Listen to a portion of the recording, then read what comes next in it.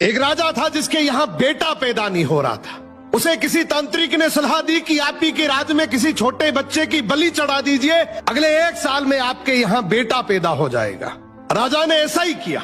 अगले ही दिन ऐलान करवा दिया कि जिस घर से बच्चा दिया जाएगा उस घर को ढेर सारा धन दिया जाएगा। राजा का ये ऐलान एक गरीब परिवार ने सुना तो अपने घर के सबसे छोटे बच्चे को भेज दिया कि ये बच्चा हमारे किसी काम का नहीं, इसे रख लो। अब बलि चढ़ाने की पूरी तैयारी हो गई। राजा ने बच्चे से पूछा, कोई तुम्हारी आखिरी इच्छा? तो बच्चा बोला, मुझे बस थोड़ी सी गिल्ली मिट्टी ला कर दे दो। मिट्टी लाई गई तो उस बच्चे ने उस मिट्टी से छोटे छोटे 4 मकान बनाए और उसके बाद एक एक करके 3 मकानों को लात मारकर गिरा दिया, एक को रहने दिया और उसके सामने हाथ जोड़कर दुआ की और राजा को बोला, अब मेरी बलि चढ़ा दो। ये देखकर राजा को बड़ा अजीब लगा। वो डर सा गया कि शायद बच्चे ने कोई तंत्र विद्या की हो। उसने बच्चे से पूछा, तूने ये क्या किया था?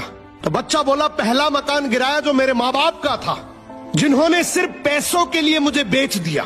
दूसरा मकान रिश्तेदारों का था, उन्होंने भी मेरे माँ बाप को ऐसा करने से रोका नहीं, तो उनका भी मकान गिरा दिया। तीसरा राजा जी आपका तो काम है लोगों की रक्षा करना, लेकिन आप भी अपने लालच के लिए रक्षक से भक्षक बन गए। आपने तो अपने लालच के लिए मेरी जिंदगी खत्म करने की सोच ली, तो मैंने आपका भी महल गिरा दिया। और ये चौथा मेरे भगवान का घर है, उसके सामने मैंने हाथ जोड़कर कह दिया कि अब सब तू संभाल लेना।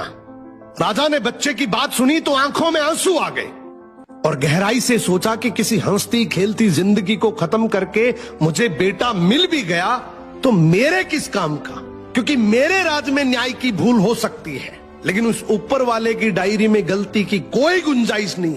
राजा ने रोते हुए बच्चे को गले लगा लिया और बोला, आज से तू ही मेरा बेटा है। इस कहानी का मतलब है कि दुनिया के सामने झुकने से कुछ नहीं होगा, क्योंकि दुनिया अपने मतलब के लिए कुछ भी कर सकती है। झुकना है तो उस भगवान के सामने, जिसके सामने झुकने से तुम्हारा कोई कुछ नहीं बिगाड़ सकता।